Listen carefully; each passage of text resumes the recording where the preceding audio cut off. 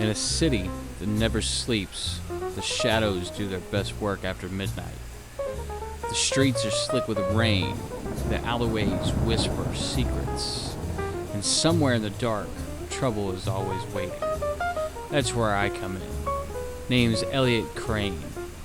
I walk the midnight streets so you don't have to. Welcome to the Midnight Gumshoe.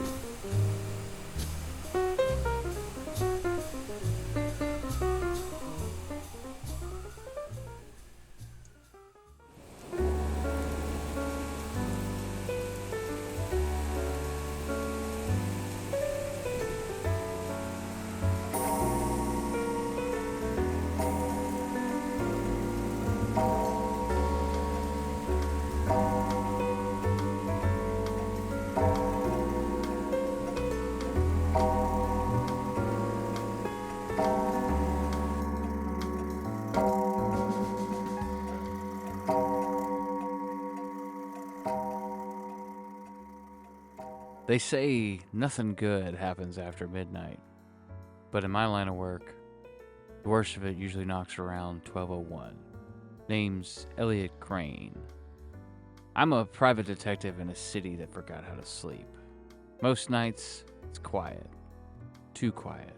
But that night, the silence was about to break.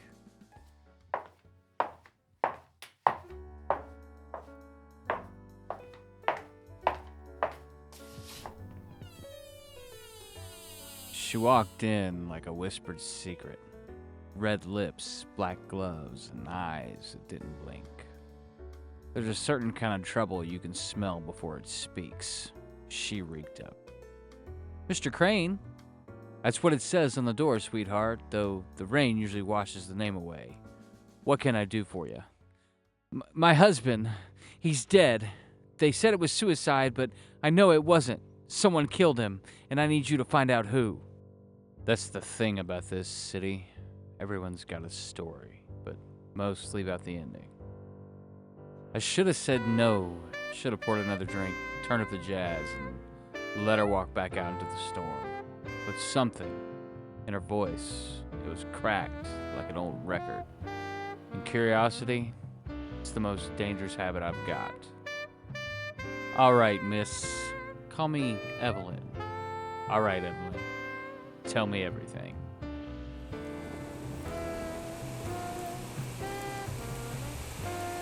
She started to talk, and with every word, the shadows in the room grew longer.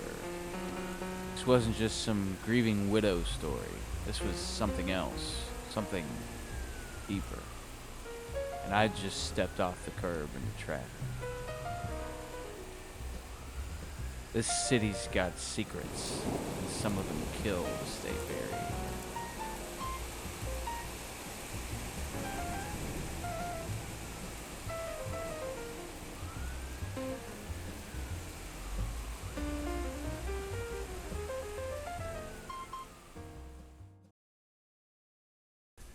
Most people lie in their words, but Evelyn, she lied with silence.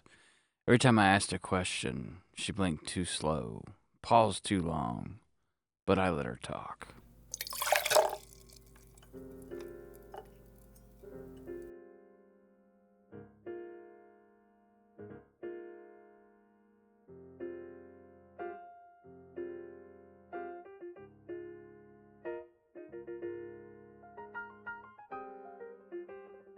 So your husband, what was his name again? Charles Whitmore. He worked for the city, Department of Records. A paper man. He had enemies. He said people were watching him. I thought he was being paranoid. Then I found him in the study, gun in his hand, blood on the desk. Her voice cracked on study, like it was the first time she'd said it out loud. But grief is a slippery thing. I've seen better actresses on a Greyhound. And the cops, they ruled it a suicide. Quickly. Too quickly. They barely looked at anything. They took one glance, shrugged, and left me alone with his body. You got a police report? No. They said it was an open and shut case. I only got the death certificate. Let me guess. No fingerprints on the gun. None. That was the moment the hook sank in. No prints on a gun he supposedly shot himself with. No report, no follow-up. Just a cold body and a cold case. Alright, Evelyn, I'll poke around, but if I find out you're lying, I'm not! You'll see. She left behind the smell of lavender and lies. As the door shut behind her, the quiet roared back in. Charles Whitmore, paper pusher. Let's see what kind of mess you were really in.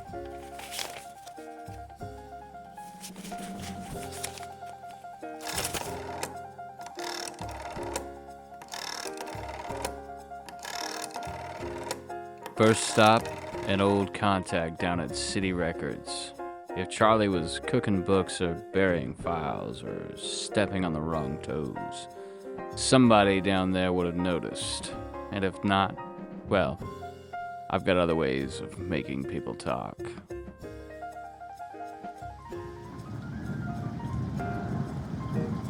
In this city, even the truth wears a mask.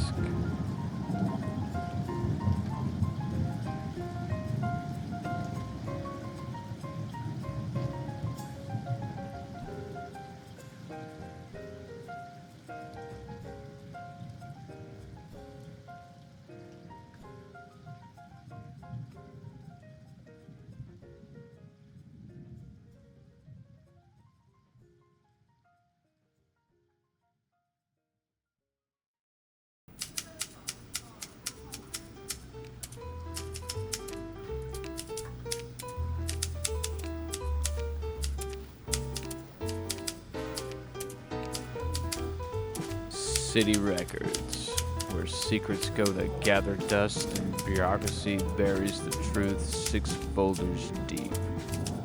The place smells like mildew and bad intentions. But Leon Martin works the night shift here. And Leon owes me. Crane, you shouldn't be here if my supervisor finds out. Relax, Leon. I'm not here for a tour. I need a file. Charles Whitmore, Department of Records. Charles Whitmore? Yeah, I know the name. Real quiet guy. Came in a lot after hours. Always asking about land permits, zoning updates, stuff that doesn't raise eyebrows until someone ends up dead. So you knew him? Enough to know he was digging for something. Kept requesting the same box of files from the restricted stacks. Then 2 weeks ago, he stopped showing up. Here, his log request. And take a look at this. He handed me a photocopy of a zoning map. A red circle around an industrial lot on 9th and Haverly. No name, no owner, just a blank where something should be. You ever ask him what he was looking for? Once. He just looked at me and said, "Some things shouldn't be buried." Then he walked out like a ghost. That's my supervisor. You gotta go. Thanks, Leon. You've done enough.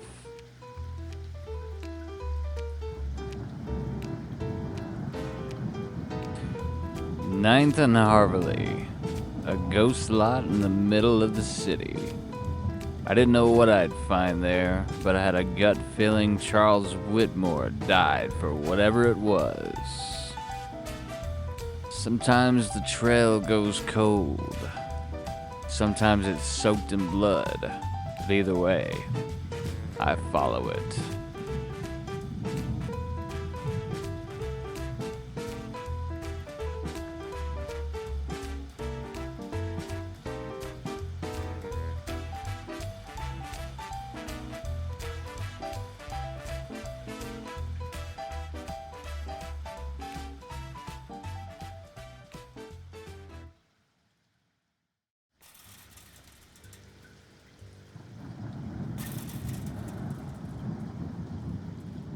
Ninth and Haverly.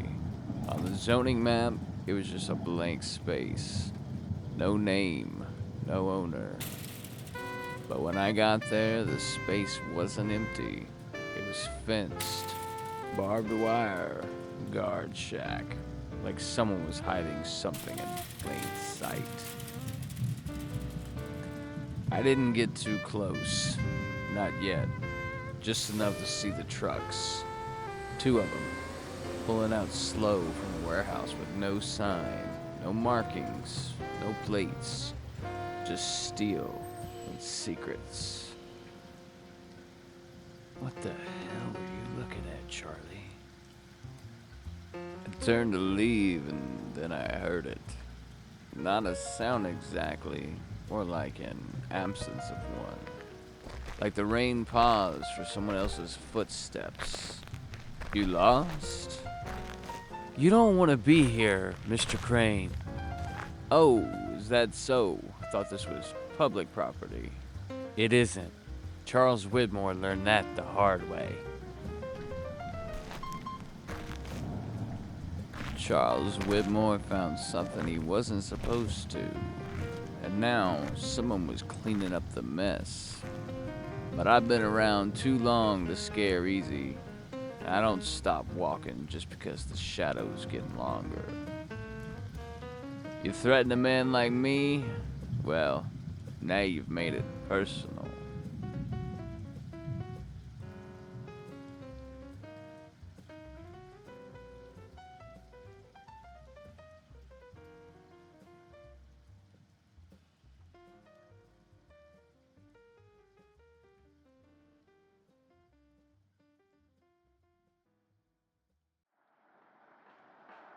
The apartment was just like I remembered.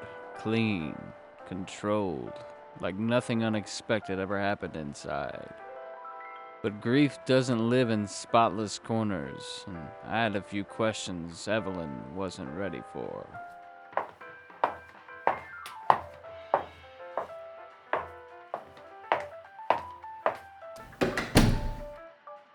You always keep the music this soft, or is that just for company? It helps with the silence. Sometimes it's too loud when I'm in here all alone. You know, it's funny, I was just at Ninth and Harverley. That lot your husband was interested in? I told you, I didn't know what he was looking for. Yeah, you did. But I just got followed and warned to back off. So either your husband stepped on something sharp, or you're keeping things from me.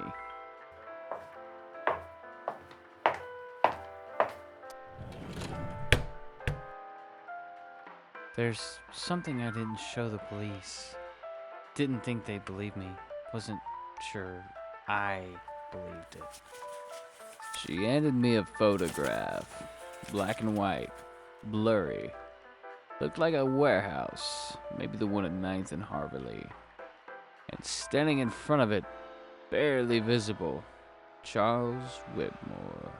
And someone else, face turned. No name, no date. Just a photo that wasn't supposed to exist. Where did this come from? He left it in his coat pocket the night before he died. I stared at the image, but it wouldn't talk. Not yet. But it told me this much. Charles Whitmore wasn't just digging for answers. He found something. Something that got him killed. The dead don't leave clues unless they want to be found. And Charles Whitmore was starting to speak.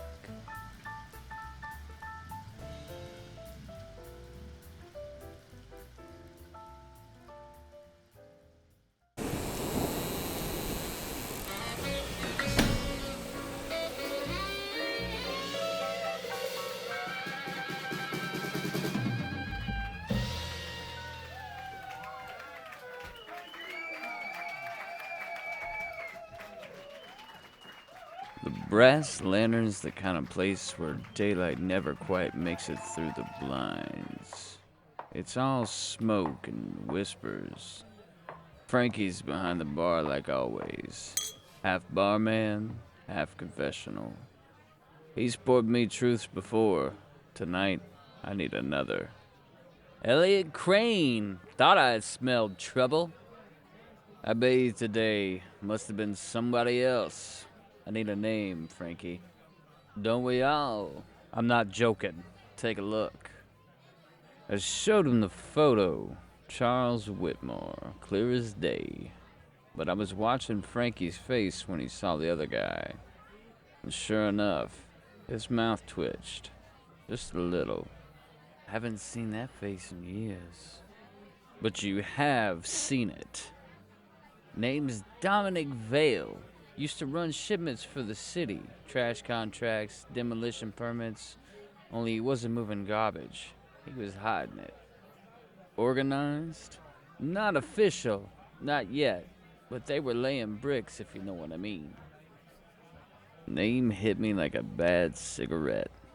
Dominic Vale wasn't just muscle. He was logistics. Quiet power. Kind of guy you only notice once something goes missing. He says you're asking questions, Crane. Bad habit. I quit smoking. Thought I'd pick up something worse.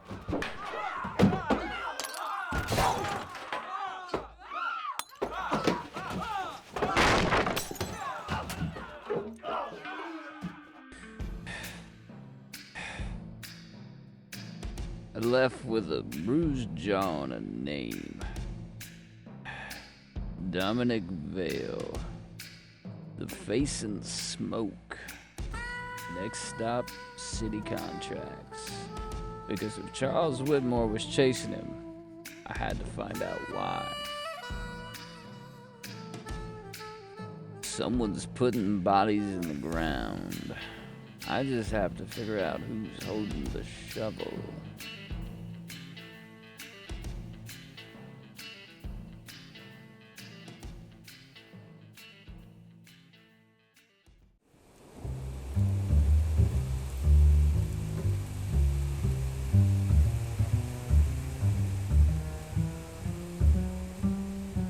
Planning office smelled like burnt coffee and forgotten promises. Old paper, older lies. I'd been here before, back when zoning violations meant crooked sidewalks, not dead men. This time, I was looking for ghosts and ink. What exactly are you looking for, Mr. Crane? Everything you're not supposed to show me. You know this stuff goes through the channels. Then maybe I'll swim upstream. How about Dominic Vale, trash routes, warehouse leases, anything with his name near 9th and Haverly. 9th and Haverly, 9th and Haverly, 9th and Haverly. There's nothing on the Vale, but there is a contractor. New one. Formed 3 months ago. Haverly Holdings Inc. No contact number, just a P.O. box. Haverly Holdings. Cute. Right name, wrong details. Like painting over blood. The paperwork was squeaky clean. Too clean. But there was a signature at the bottom of the permit. Not Vale. Someone else. Nathan Rourke, councilman. You didn't get that from me. I didn't even see you.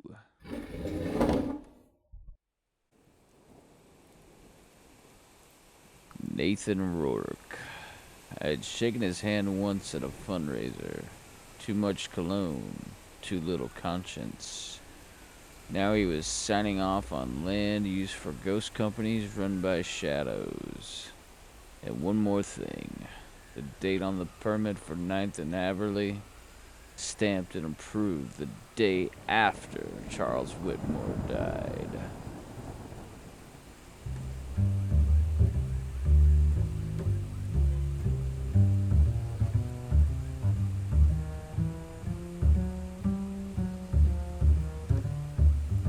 That wasn't just a coincidence.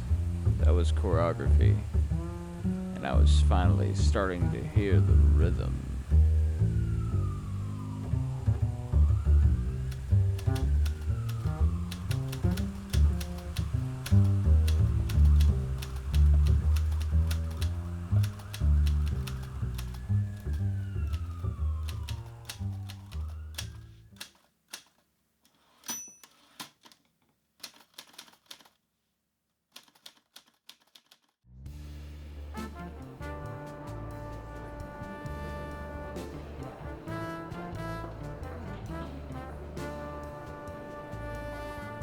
Mr. Crane, Rourke will see you now.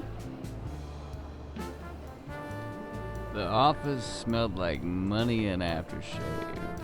Polished wood, polished words. But I wasn't here for style points. I was here for blood under the wallpaper.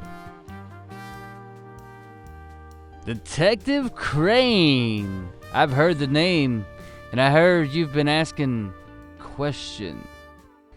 Just the kind that get answers. Or enemies.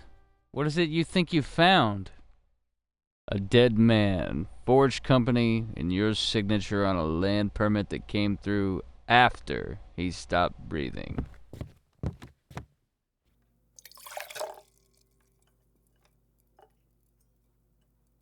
You seeing patterns, Mr. Crane? This city's full of ghosts and dotted lines. Signatures don't mean complicity, they mean compliance. He was cool. Too cool. But something behind him caught my eye. A photograph on the credenza.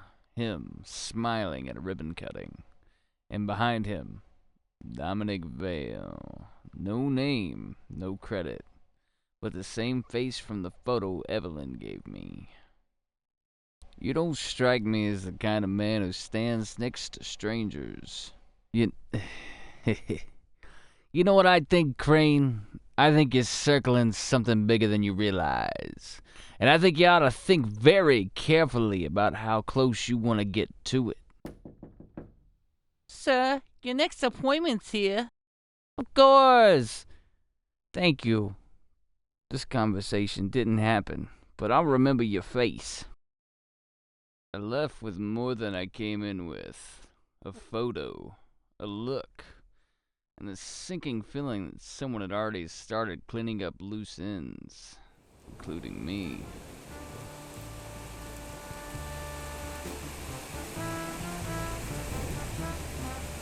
Some men hide in shadows, others build the walls that cast them.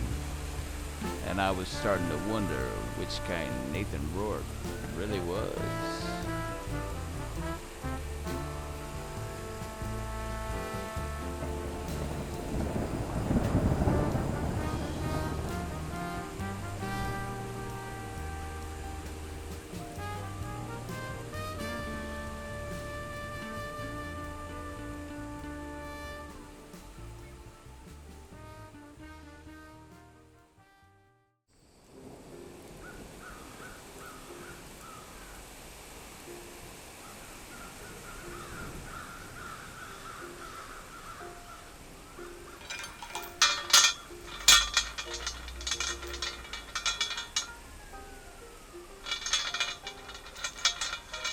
Ninth and Haverly looked way worse in the dark. The street was dead quiet, like the whole block was holding its breath. I'd been here before, but not like this. This time, I had the key, and a bad feeling in my gut.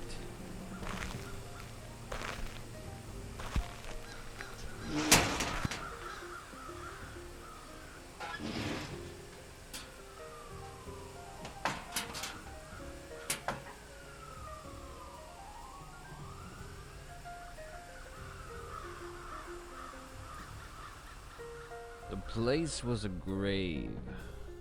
Broken windows, busted crates. But it wasn't abandoned. It was clean. Too clean. Like someone swept up the blood and left the bones.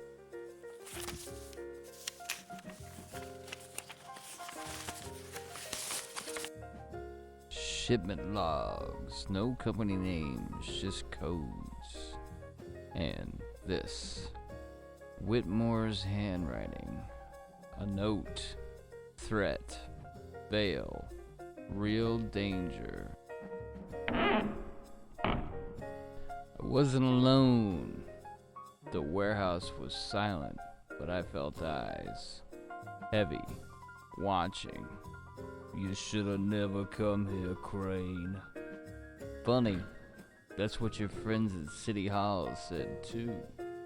This isn't politics anymore. It's survival. He raised the gun like he'd done it before. Steady. No hesitation. I'd walked into a trap.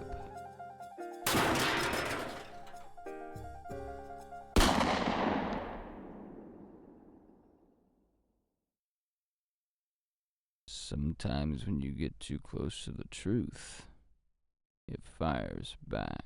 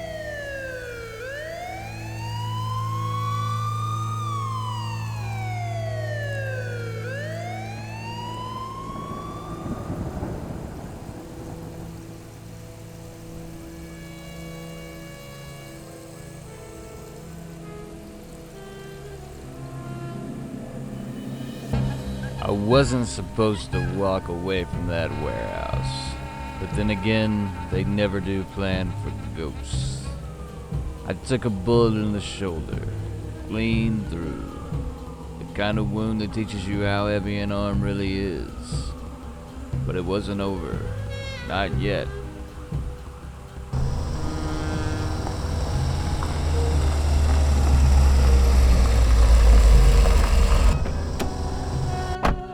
Twelfth and Ravenwood. Fast. Nathan Rourke was just the front man. The real conductor sat 10 floors above the city in a glass office overlooking the bones of Yelberry. His name, Victor Harrow. Real estate tycoon, a legacy donor, and the man who signs Dominic Vale's checks.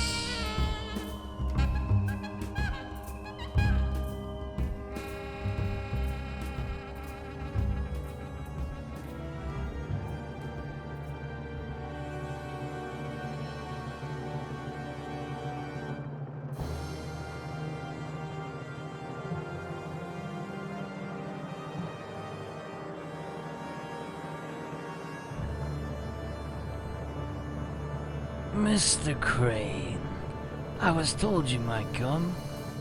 Whiskey? Only if it's poison.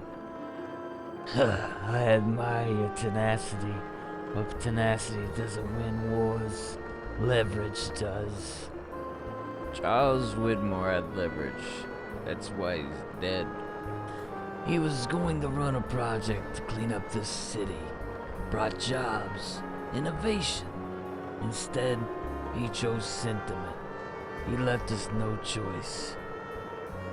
You always had a choice.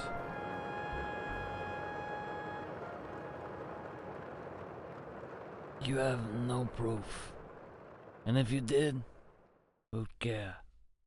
The people who clean up your mess. The ones you pay to stay quiet. I gave them your name this morning. You son of a... Don't. I don't want your blood. Just your silence.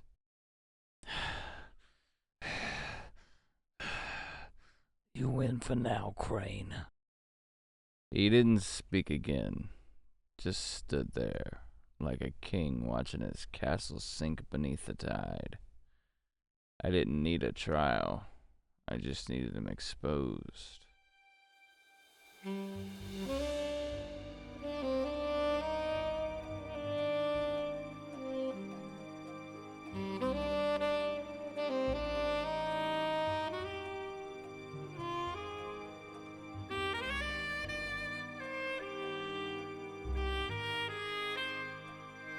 The case was over. Rourke resigned. Harrow disappeared. The paper ran Charles' story, page 3, beneath the weather. No parades, no justice, just a few less shadows on the street.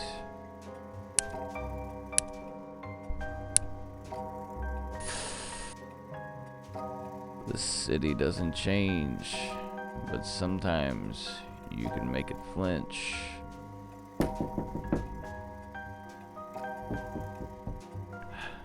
It never ends. Come in.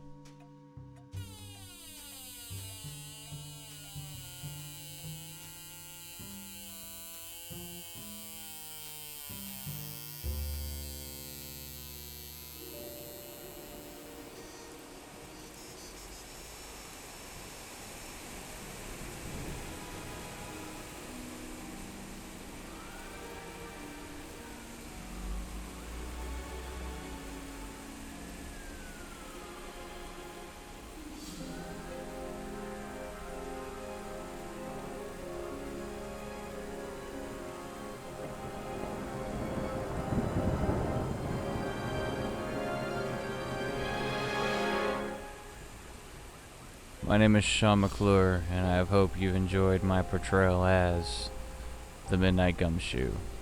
Thank you, and good night.